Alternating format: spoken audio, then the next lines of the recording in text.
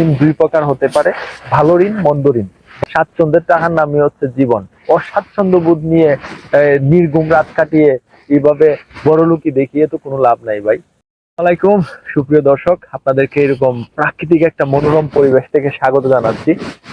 আমরা যেহেতু ইসলাম ধর্মের অনুসারী, আমাদের ধর্মে হচ্ছে সুদকে একেবারেই না বলা হয়েছে। সুদ গ্রহণকারী এবং সুদ প্রদানকারী দুজনই সমান অপরাধে অপরাধী হবে। কিন্তু অনেকেই দেখা যাচ্ছে যে অনেক ধরনের সুদ গ্রহণ করেন, যেটা মহাপাপ বলে আমাদের সমাজে বা আমাদের ইসলাম ধর্মে এটা প্রতিষ্ঠিত। আমরা যদি কোনো ব্যবসা করি বা কোনো কিছু শুরু করতে চাই, তাহলে খুব কম টাকা দিয়েও হলো শুরু করুন, তবে আপনি সুদ ভিত্তিক কোনো ঋণ নিবেন না।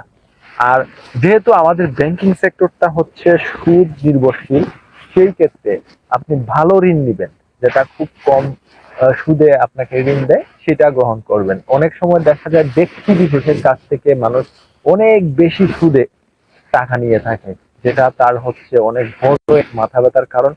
মানসিক শান্তি নষ্ট করার জন্য এটা খুবই খারাপ একটা কারণ হতে পারে। এর জন্য খুব বুঝে শুনে এই ধরনের পদক্ষেপ নেবেন।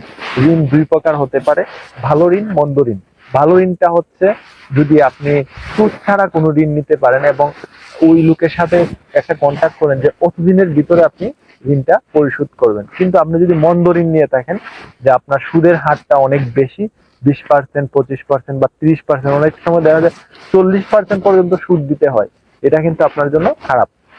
আরেকটা বিষয় হলো অনেক বেশি খারাপ যেটা হতে পারে, ক্রেডিট কার্ড নিলে কিন্তু আপনার শান্তি হারাম। আপনি যদি ঋণ নিয়ে শুরুই করতে চান, তাহলে কম ঋণ নিয়ে শুরু করুন। এত বেশি ঋণ নেওয়ার দরকার নাই, এত বেশি মাথা ব্যথার দরকার নাই। স্বাচ্ছন্দ্যের টাকার নামই হচ্ছে জীবন। অস্বাচ্ছন্দ্য বোধ নিয়ে নির্ঘুম রাত কাটিয়ে এইভাবে বড়লোকি দেখিয়ে তো কোনো লাভ নাই ভাই। সুস্থ থাকুন, হাসি খুশি থাকুন, আমাদের সঙ্গেই থাকুন। ভিডিওগুলো ভালো লাগলে লাইক শেয়ার করতে ভুলবেন না। আসসালামু আলাইকুম।